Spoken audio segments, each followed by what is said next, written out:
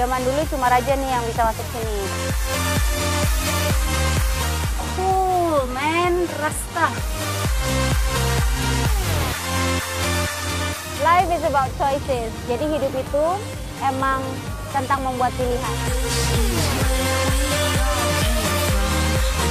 Are you a ballerina? Okay, and then thank you.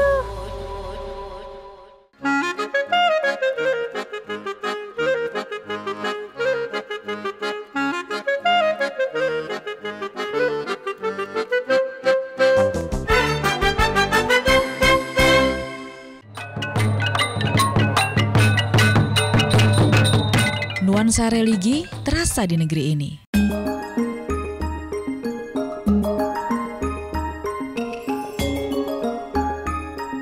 Sebuah negeri berjuluk Negeri Seribu Candi dan Pagoda.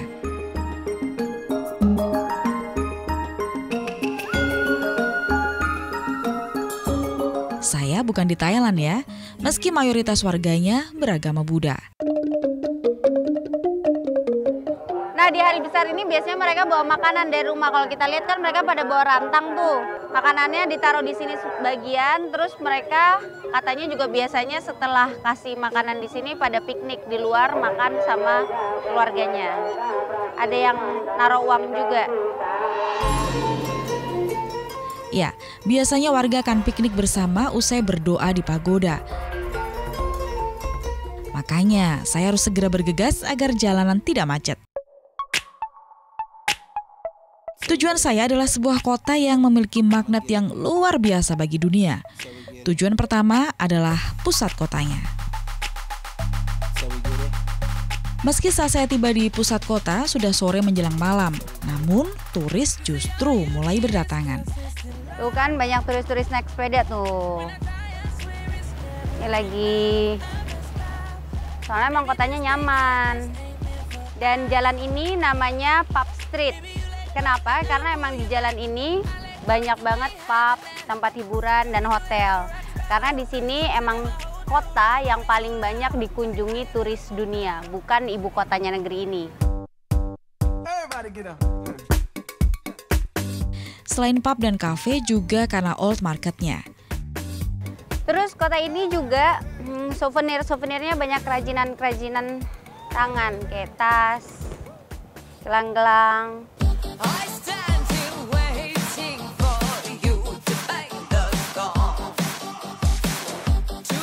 Namun sayang, Old Market tidak buka sampai larut malam. Meski waktu terbatas, saya pun tak akan melewatkan untuk berburu barang unik di Old Market. Cool, man, Rasta. I've never seen a diamond in the flesh. Di dalam pasar ternyata lebih banyak turisnya daripada warga lokal. Padahal sebenarnya juga pasarnya kota ini. Malam pun datang dan saatnya untuk makan malam. You wanna.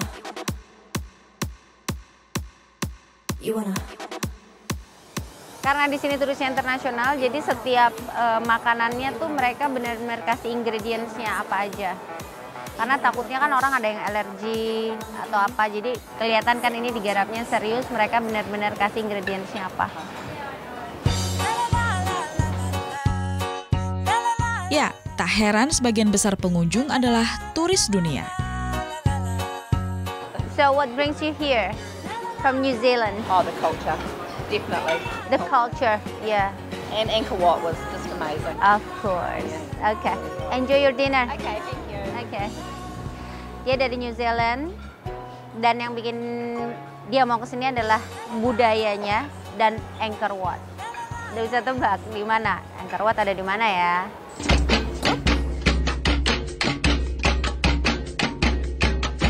Nah, alasan terus datang karena budaya dan angkor. Budayanya sudah terlihat di tarian-tariannya, sementara simbol angkor juga terlihat dari set panggung tarian. Konon selain karena keindahan bangunannya, angkor juga dikenal karena sistem pertanian yang handal di zamannya. Dari tariannya kita lihat ya, ala-ala petani gitu, karena emang negeri ini adalah negeri agraris. Bisa tebak di mana? Welcome to Siem Reap, Cambodia.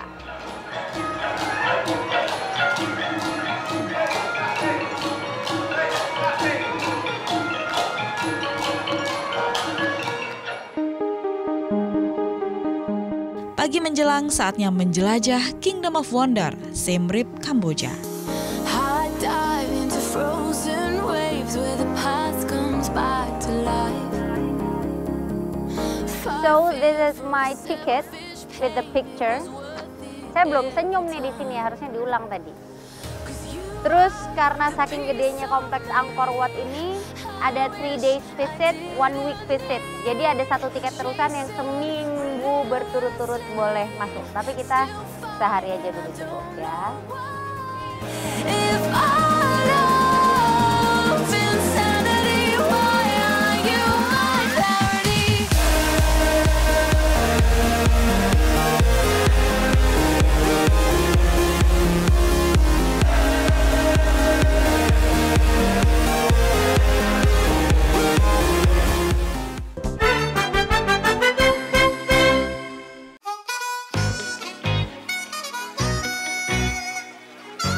Kompleks Candi Angkor memiliki luas lebih dari 200 km persegi dengan candi yang tersebar di seluruh kawasan. Salah satu yang terbesar dan sangat mendunia adalah Angkor Wat, di mana sekarang saya berada. Nih kalau dilihat jalannya yang ini kan batunya udah nggak beraturan, udah naik turun karena emang ini originalnya, the original path, jalan yang aslinya. Kalau yang sebelah sana tuh udah diratain karena emang udah dibangun ulang. Tapi saya memilih yang originalnya supaya feelingnya lebih berasa.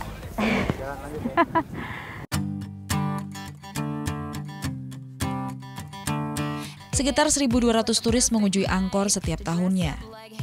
Ya, turis dunia segala usia. So excited, kayak orang-orang di sini semuanya mereka semangat mau lihat Angkor Wat. Saya juga selalu semangat kalau mau lihat saksi-saksi sejarah kayak gini yang nunjukin hebatnya manusia-manusia zaman dulu bikin bangunan-bangunan yang unbelievable dan katanya ini besar banget. Excited. Siapa bilang wisata sejarah nggak menyenangkan? Kompleks Candi Angkor memang merupakan tempat yang paling banyak dikunjungi turis di Kamboja. Nah kalau kita lihat ini ada 5 pintu, yang di tengah 2, terus paling ujung-ujung lagi 2. Yang tengah itu tempat masuknya raja, cuman raja yang boleh masuk lewat situ. Kemudian yang 2 di samping mengapit pintu raja itu pintu untuk pemuka agama, biksu-biksunya. Kemudian yang di ujung-ujungnya itu untuk masuk para prajurit. Jadi masing-masing ada pintunya sendiri.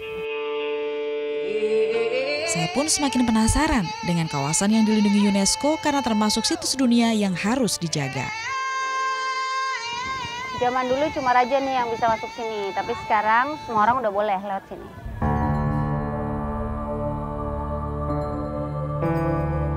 Dibangun sejak abad ke-9 lalu membuat Angkor Wat semakin terlihat dimakan usia. Nah di sini tempat raja berdoa itu di dalam sini nih.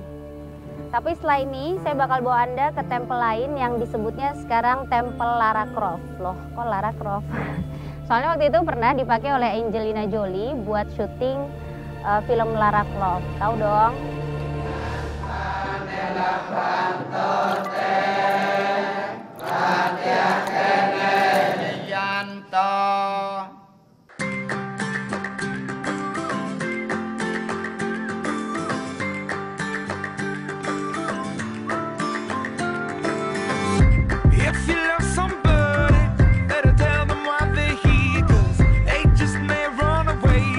Selain Angkor Wat, candi yang paling banyak digunakan untuk syuting adalah Candi Ta Prohm, hingga mendapat sebutan Candi Lara Croft. Untuk menuju Candi Lara Croft, kita harus keluar dari kompleks Angkor Wat. Are you a ballerina? Can you show me some dance? I'll take it in, but don't look down. 'Cause I'm on top of the world. Hey.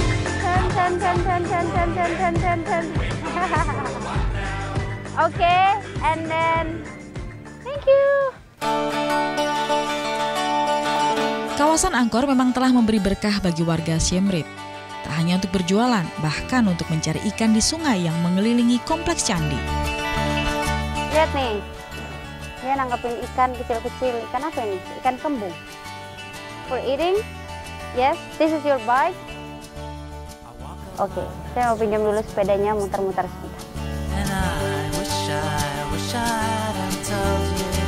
I wish I hadn't said all the things I said. I should have kept it all inside. And I wish.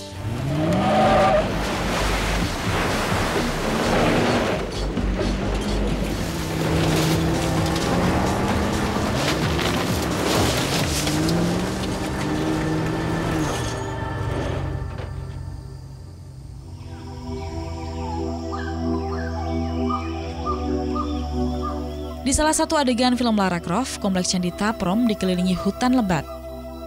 Karena Taprom memang ditemukan di tengah hutan lebat. Namun sejak film Lara Croft dirilis, hutan pun dibabat agar bisa memberi jalan masuk untuk pengunjung memasuki kompleks candi. Ini kita di jalan masuknya Temple Taprom yang artinya 4 wajah. Untung saat saya berkunjung sedang musim hujan, jadi tidak terlalu panas dan berdebu. Setelah sekitar 20 menit berjalan kaki, sampailah saya di Candi Lara Croft atau Candi Taprom. Candi yang sangat identik dengan pohon-pohon besar yang menyatu dengan batu-batu candi. Nah, ini yang namanya Temple Lara Croft. Dipilih jadi tempat syutingnya Lara Croft saat itu karena ada pohon-pohon ini nih yang bikin unik, yang menyatu dengan tempelnya. Di satu sisi bikin menarik, tapi di sisi lain sebenarnya yang menghancurkan tempel ini juga pohon-pohon itu. Selain karena pertumbuhan akarnya, juga kalau misalnya hujan ada petir, kena pohonnya otomatis tempelnya juga jadi rusak. Gitu.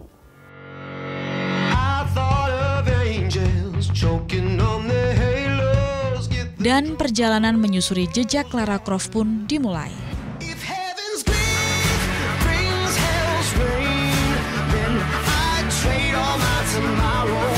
Just one yesterday, for just one yesterday,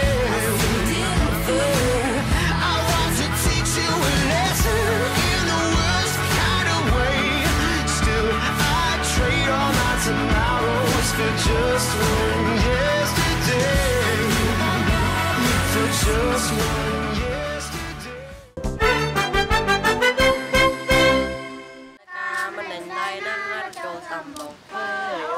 Seperti di negara berkembang lainnya, selalu ditemukan anak-anak yang seharusnya pergi ke sekolah justru mencari uang.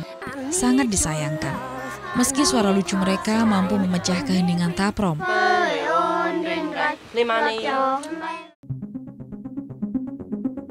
Susunan batu-batu yang mulai dimakan usia dan dijalari akar pohon-pohon besar membuat suasana yang sangat berbeda dengan candi-candi lainnya di kompleks Angkor.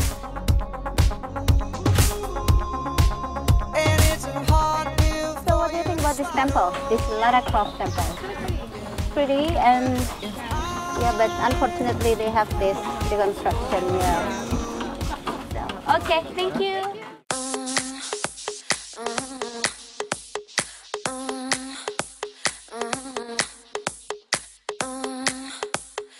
Akar-akar pohon ini memang telah menjadi warna dalam film Lara Croft The Tomb Raider. Namun ada satu titik yang banyak menyita perhatian. Lihat saja antrean para turis yang ingin foto. Karena di tempat inilah Lara Croft terjatuh dan memulai petualangannya.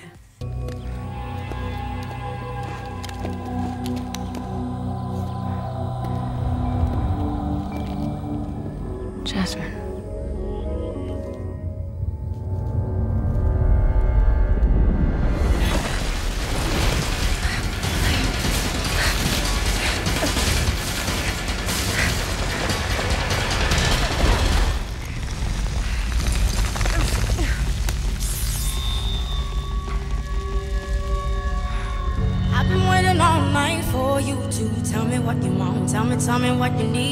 Saatnya melangkah lagi untuk menguak keajaiban Kingdom of Wonder. Selain memiliki kompleks candi terbesar di Asia Tenggara, Kamboja juga memiliki danau terbesar. Berjarak sekitar 3 jam perjalanan dari kompleks Candi Angkor, kita akan sampai di Tonle Sap.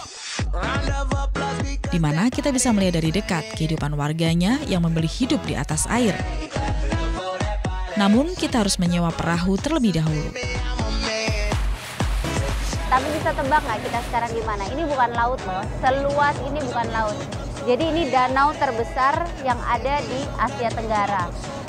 Pengaruhnya banyak banget buat penduduk Kambodia karena ikan-ikan freshwater, ikan-ikan air tawarnya semua dari sini.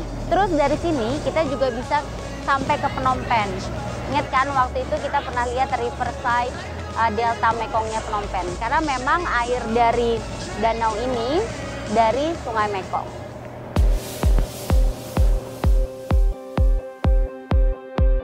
Saat ini musim hujan, jadi arus terasa sangat kencang, apalagi bila hujan mulai datang.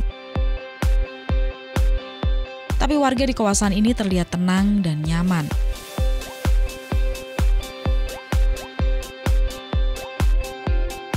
Saya sempat kaget saat sebuah perahu kecil tiba-tiba datang menghampiri perahu saya. Seorang anak melompat sambil membawa minuman dingin. Sementara sang bunda mengawasi di atas perahu yang berjalan berdampingan dengan perahu saya. Ternyata ia berjualan. Namun sayang anak ini tidak bisa bahasa Khmer atau Kamboja. Karena sebagian besar warga di kawasan ini konon merupakan pengungsi Vietnam. Mereka memilih tinggal terapung-apung di atas air.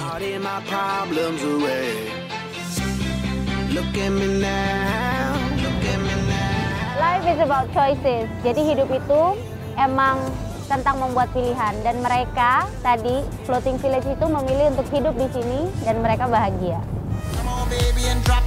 Scrub the flow and just mop it. Show these gangsters how you pop lock it. Don't care what you got in your pocket.